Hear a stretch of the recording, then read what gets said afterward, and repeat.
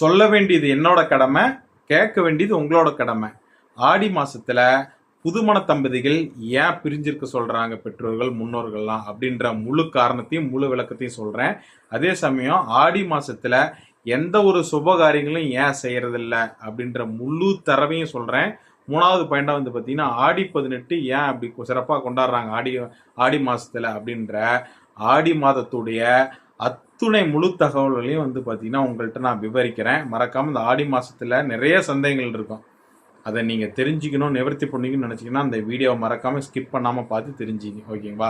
இப்போ புதுமண தம்பதிகள் ஆடி மாதத்தில் ஏன் ஒன்றிணையக்கூடாது, ஏன் பிரித்து வைக்கிறாங்க அப்படின்னா, அந்த காலகட்டத்தில் வந்து பார்த்தீங்கன்னா ஆடி மாதத்தில் புதுமண தம்பதிகள் ஒன்றிணைஞ்சாங்கன்னா, அதாவது தமிழ் மாதத்தில் சித்திரை மாதம் 10 மாதம் கழித்து சித்திரை மாதம் இங்கிலீஷ் மாதத்துக்கு ஏப்ரல் மே இந்த மாதத்தில் வந்து பார்த்தீங்கன்னா குழந்தை பேர், அதாவது இப்போ டெலிவரி ஆகும். ஓகேங்களா? குழந்தை பிறக்கும்.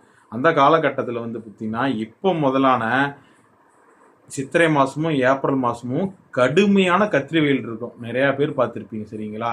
அந்த காலத்தில் குழந்தை பிறப்பு ஏற்பட்டுச்சுன்னா என்னாகும், அந்த வெப்பத்தை வந்து குழந்தையினாலும் அந்த பிஞ்சு உடம்பு பச்சை உடம்புனாலையும் தாங்க முடியாது. ஏன்னா அம்மை இது போன்ற நோய்கள்லாம் ஏகப்பட்டது வந்துருக்கு, குழந்தைகளுக்கு வரும். அதுவும் இல்லாத ஈரப்பதம் இல்லாமல் இருக்கும். ஓகேங்களா? அந்த நீரிழப்பு ஏற்படும். இது போன்ற சம்பவங்கள்னால தான் அந்த காலகட்டத்திலே ஒரு அறிவியல் பூர்வமாக வந்து முன்னோர்கள் ஆடி மாதத்தில் சேரக்கூடாது அப்படின்னு சொன்னாங்க. ஓகேவா? இப்போயும் பல இடங்களில் வந்து பார்த்திங்கன்னா இதை பின்பற்றிட்டு தான் வராங்க. ஓகேங்களா? இப்போ தான் ஏசி வந்துருச்சே, ஃபேன் வந்துருச்சே, ஏன் நாம் வந்து இந்த காலத்தில் ஒன்றிணையக்கூடாதுன்னு சொல்லி நிறைய பேர் கேட்பீங்க.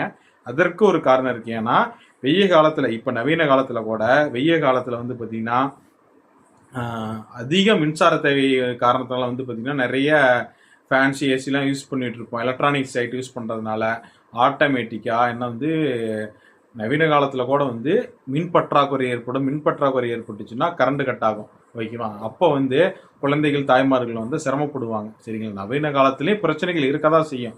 சரிங்களா? அதனால் அது உங்களோட தனிப்பட்ட விருப்பம். அந்த காலகட்டத்தில் அப்படி பின்பற்றிட்டு வந்தாங்க. இந்த காலத்துக்கட்லையும் ஒரு கொஞ்சம் காம்ப்ளிகேஷன் இருக்க தான் செய்யும்.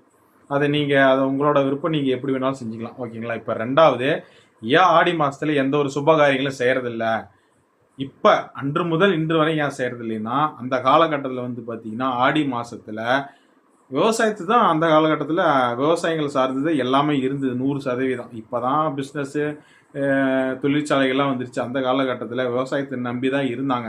அப்படிங்கும்போது இந்த ஆடி மாதங்கிறது வந்து பயிர் பட்டம் விதைக்கின்ற காலம். அதாவது ஆடிப்பட்டம் தேடி விதைம்பாங்க. சரிங்களா? அதாவது விவசாயிகள்கிட்ட எப்போ பணம் இருக்குன்னா, ஒரு பயிரை வந்து நிலத்துல போட்டுட்டு அது அறுவடை செய்யும் போது தான் மக்கள்கிட்ட, அந்த விவசாயிகள்கிட்ட பணம் இருக்கும். சரிங்களா? இப்போ ஆடி மாதம் வந்து பார்த்திங்கன்னா அறுவடை காலம் கிடையாது. அதனால் விவசாயிகள்கிட்ட பணம் இருக்கவே இருக்காது. ஆடி மாதம் வந்து பார்த்திங்கன்னா இருக்கின்ற பணத்தை வச்சு என்ன பண்ணுவாங்க, நிலத்தில் முதலீடாக போடுவாங்க. இந்த காலகட்டத்தில் வந்து பார்த்திங்கன்னா திருமணம் செய்ய மாட்டாங்க. ஏன்னா விவசாயத்தில் போடும்போது விவசாயிகள்கிட்ட மக்கள் மத்தியிலாம் வந்து அந்த அந்த காலகட்டத்தில் பணம் இருந்ததில்லை.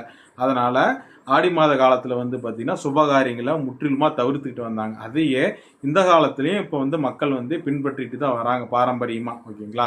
அடுத்தது மூணாவதாக ஆடி 18 அப்படிம்பாங்க. ஆடி 18 வந்து ஆடி பெருக்கு, அதாவது ஆற்றை வந்து தான் தெய்வமாக வழிபட்டாங்க. அந்த காலகட்டத்தில் காவேரியில் வந்து பார்த்தீங்கன்னா 18ஆம் தேதி, ஆடியில் 18ஆம் தேதி வெள்ளப்பெருக்கு, கடுமையான வெள்ளப்பெருக்கு வரும். சரிங்களா? கொஞ்சம் நெஞ்சம் இல்லை. ஏன்னா விவசாயிகள் அதற்கு முன்னாடி விவசாய நிலங்கள் ஆறுகள்லாம் வறண்டு இருக்கும்.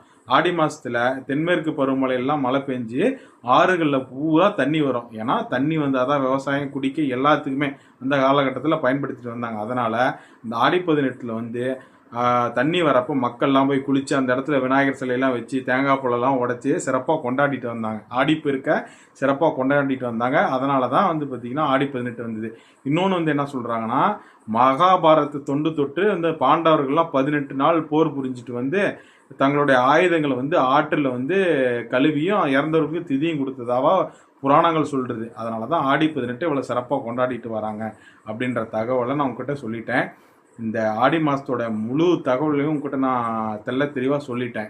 ஓகேங்களா? இதற்கு மேலே நீங்கள் நாலேஜ்ஃபுல்லாக சயின்டிஃபிக்காக நீங்கள் என்ன பண்ணணும்னு நினச்சிங்களோ பண்ணிக்கங்க.